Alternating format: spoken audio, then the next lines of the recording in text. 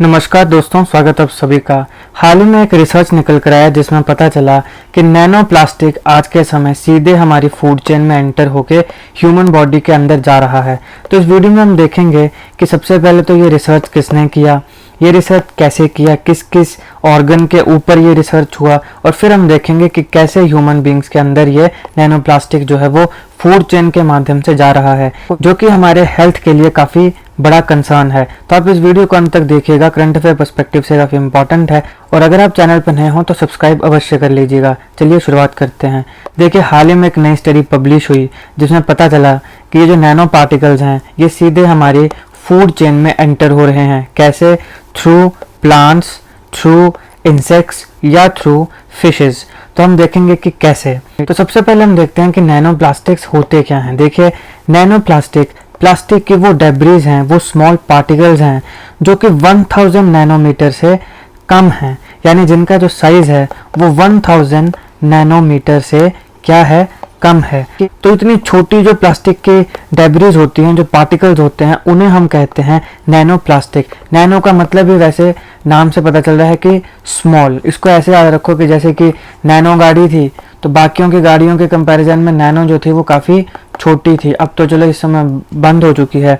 तो नैनो मतलब स्मॉल, तो वो पार्टिकल्स जो कि 1000 नैनोमीटर से स्मॉल जिनका पार्टिकल साइज है उनको हम कहेंगे नैनो प्लास्टिक्स। अब देखो, ये काफ़ी छोटे साइज के होते हैं, मिनिस्कल साइज के। यही एक कारण है कि जो नैनो प्लास्टिक्स हैं वो जो फिजियोलॉजिकल बैरियर्स हैं उन्हें पास कर जाते हैं और हमारी जो अलग अलग ऑर्गेनिजम्स हैं उनकी बॉडी में फूड चेन के माध्यम से पहुंच जाते हैं। ये पार्टिकल जो है इनको हाल ही में ऑर्गेनिजम्स के अंदर डिटेक्ट और मेजर किया है यूनिवर्सिटी ऑफ ईस्टर्न फिनलैंड के रिसर्चर्स ने। इन रिसर्चर्स ने जो टेक्निक का यूज़ किया इन नैनो पार्टिकल्स को डिस्कवर करने के लिए ह्यूमन ऑर्गेनिज्म या बॉडी के अंदर, उसका नाम है मेटालिक फिंगरप्रिंट बेस्ड मेथड। तो एक मेटालिक फिंगरप्रिंट बेस्ड मेथड है जहां पर उन्होंने तीनों के तीनों टॉपिकल लेवल्स में कितना क्वांटिटी है नैनो पार्टिकल्स की, उसको क्या किया, उसको ऑब्जर्व किया। देखो, टॉपिकल लेवल्स का क्या मतलब हुआ। आसान भाषा में टॉपिकल लेवल एक वो पोजीशन होती है जो कि एक ऑर्गेनिज्म ऑक्यूपाई करता है एक फूड चेन में। जैसे कि ये एक बहुत अच्छा एग्जांपल है, इंटरनेट से मेरे को ये फोटो मिली तो मैंने डाल दी।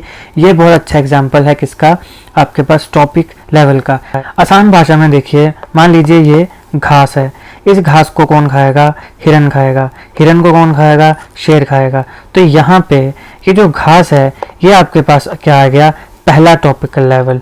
ये जो डियर है क्या आ गया, सेकंड टॉपिकल लेवल। लायन क्या आ गया, थर्ड टॉपिकल लेवल। तो इसको हम कहते हैं टॉपिकल लेवल, कि पहले जो प्रोड्यूसर है, फिर जो प्राइमरी कंज्यूमर है, फिर जो सेकेंडरी कंज्यूमर है। तो ये क्या बनाता है, ये एक फूड चेन बनाता है। अब इस रिसर्च में इन्होंने 3 चीज़ों का यूज़ किया। सबसे पहले लेट्यूस जो कि आपके पास बना प्राइमरी प्रोड्यूसर। उसके बाद आता है ब्लैक सोल्जर फ्लाई लार्वा जो कि आपके पास बना प्राइमरी कंज्यूमर। ये क्या करता है, ये लेट्यूस को खाएगा, तो ये क्या बना, प्राइमरी कंज्यूमर, क्योंकि कंज्यूम कर रहा है, खा रहा है। ये प्रोड्यूसर है क्योंकि ये प्रोड्यूस कर रहा है, खुद ही प्रोड्यूस कर रहा है। फिर ये कंज्यूमर है क्योंकि ये इसको खा रहा है, कंज्यूम कर रहा है। उसके बाद तीसरा जो थर्ड टॉपिक लेवल में जो इसको यूज किया गया वो किया गया एक फिश। तो ये क्या बनी, ये बनी आपके पास सेकेंडरी कंज्यूमर। ये प्राइमरी कंज्यूमर क्योंकि ये प्रोड्यूसर को खा रहा है, ये प्रोड्यूसर को नहीं खा रही है, ये किसको खा रही है, ये प्राइमरी कंज्यूमर को खा रही है। तो ये क्या बन गई, सेकेंडरी कंज्यूमर बन गई। ये एक इंसेक्टिवोरस फिश है। तो इन 3 चीज़ों का इन्होंने यहाँ पे यूज़ किया, लेट्यूस प्लांट्स का, ब्लैक सोल्जर फ्लाई लार्वा का और इंसेक्टिवोरस फिश का। अब रिसर्चर ने सबसे पहले जो लेट्यूस जो कि प्राइमरी प्रोड्यूसर था हमारा, उसको एक्सपोज किया नैनो पार्टिकल से, जो कि कॉमनली हमारे एनवायरनमेंट में पाए जाते हैं, जैसे कि polystyrene, polyvinyl chloride nano plastic, जो कि कंटेमिनेटेड सॉइल में आपको आसानी से मिल जाएंगे। आसान भाषा में ये है लेट्यूस प्लांट। इन्होंने क्या किया, इसको इसमें ग्रो किया, किसमें, सॉइल में। ये कौन सी सॉइल है, ये कंटेमिनेटेड सॉइल है जहाँ पे आपको नैनो प्लास्टिक मिलेगा। अब क्या हुआ, अब यहाँ पे जो प्लास्टिक वेस्ट था, ये प्लास्टिक वेस्ट सॉइल से, जो कंटेमिनेटेड सॉइल है वहाँ से कहाँ चला गया, इस लेट्यूस में चला गया, इस प्लांट में चला गया। अब आप ध्यान रखिए कि इसके अंदर क्या आ गया, इसके अंदर आपके पास प्लास्टिक आ गया थ्रू कंटेमिनेटेड सॉइल। अब क्या हुआ, ये जो हमारा लेट्यूस है इसको आगे खिलाया गया जो ब्लैक सोल्जर फ्लाई लार्वा है। तो ये देखिए, ये इसने खा लिया, गुम हो गया, इसके पेट के अंदर चला गया, खा लिया। अब ये जो ब्लैक सोल्जर फ्लाई लार्वा है, सबसे पहले तो इसकी बात करते हैं, फिर आगे रिसर्च की बात करेंगे। ये जो ब्लैक सोल्जर फ्लाई लार्वा है, इसको सोर्स ऑफ प्रोटीन की तरह डायरेक्टली भी यूज़ किया जाता है, ह्यूमन बींग्स के द्वारा खाया जाता है, चिल्ड्रंस को खिलाया जाता है और कैटल्स को भी खिलाया जाता है काफ़ी कंट्रीज़ में। तो जैसे कई बार आपने है ना, जैसे कोरोना के समय में हमने देखा कि कई ऐसे देश हैं, चाइना वगैरह, साउथ कोरिया, जो कीड़े मकोड़े खा जाते हैं, वहाँ पे इस प्रकार के कीड़ों को भी खा लिया जाता है। तो कई ऐसे देश हैं जहाँ पर इसको एक सोर्स ऑफ प्रोटीन के रूप में खाया जाता है, बच्चों को खिलाया जाता है, कैटल्स को खिलाया जाता है, ब्लैक सोल्जर फ्लाई लार्वा। अब दोबारा अपने एक्सपेरिमेंट में आओ। हमने लेट्यूस देखा, लेट्यूस में आ गया था कंटामिनेटेड सॉइल से आपके पास नैनो प्लास्टिक को यहाँ से गया, क्योंकि लेट्यूस को इसने खाया तो फिर नैनो प्लास्टिक जो है वो इसके अंदर चला गया। अब ये जो हमारे पास ब्लैक सोल्जर फ्लाई लार्वा है, इसको किसे खिलाया जाता है? इसे खिलाया जाता है रॉच फिश को, जो कि एक इंसेक्टिवोरस फिश है। इंसेक्टिवोरस मतलब जो इंसेक्ट्स को खाएगी। तो ये क्या करती है, ये इस फ्लाई को खा जाती है। तो अब जो फ्लाई है वो इसके अंदर चलेगी।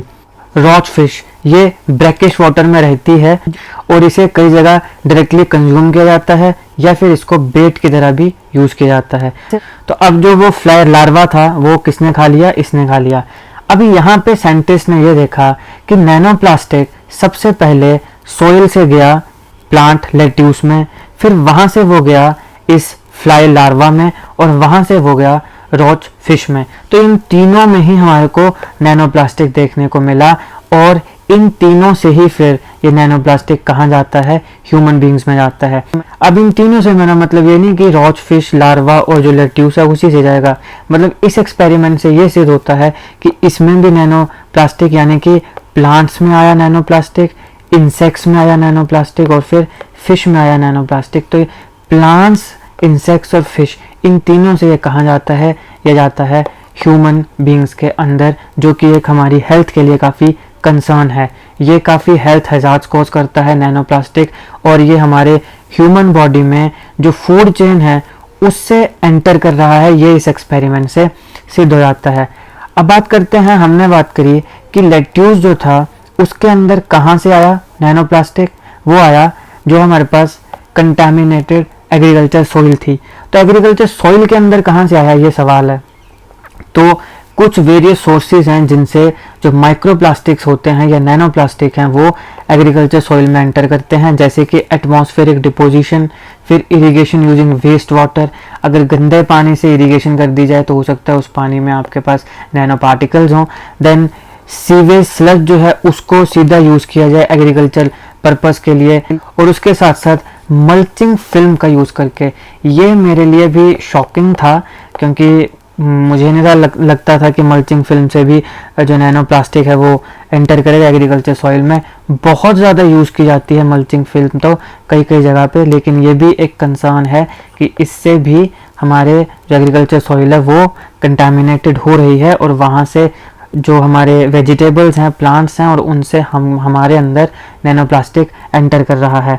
तो इस प्रकार से जो नैनो प्लास्टिक है वो हमारी फूड चेन में और फिर ह्यूमन बींग्स में एंटर करता है। ये था इसका एनालिसिस। आई होप आपको ये वीडियो अच्छी लगी हो। अगर आपको वीडियो अच्छी लगे तो लाइक करिएगा, शेयर करिएगा और ऐसे ही वीडियोज़ के लिए हमारा चैनल सब्सक्राइब कर हमें सपोर्ट करिएगा। Thank you for watching.